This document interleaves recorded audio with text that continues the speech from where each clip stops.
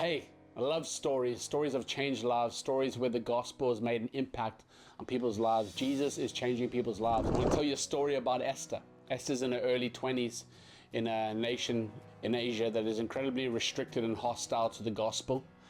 Esther hears the gospel for the very first time a few weeks prior from one of our disciple makers that we trained in the area.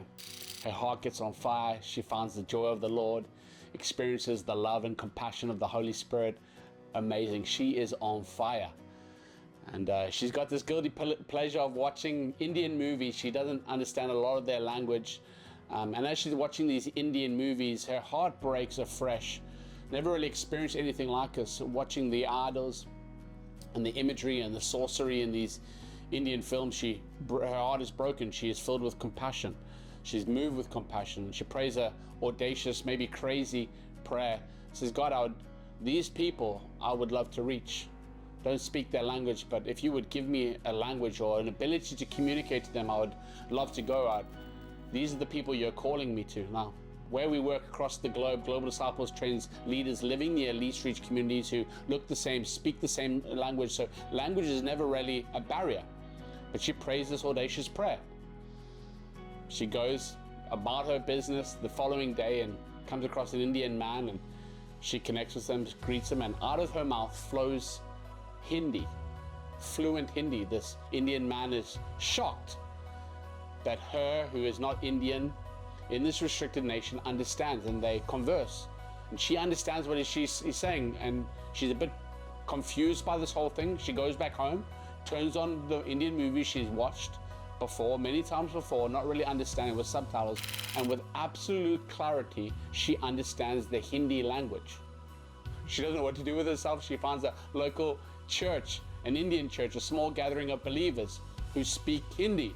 She goes there, tells the story, and the pastor says, this is miraculous. You have to share it. She gets up, shares her story, and with complete clarity speaks Hindi, Urdu, and another specific Indian dialect that is very, very rare. As a result of her testimony and the powerful witness, she has seen many, many people from specific people groups in the country she lives in and now in India come to faith as a result of that. Her testimony as a result of her faithfulness, as a result of her witness. God is doing immeasurably more than we could ask, think, or imagine. I want to leave you with this verse before we close to encourage you. This is my prayer for you. As you want to partner, as you want to get involved with Global Disciples, reaching the least reach, this is my prayer.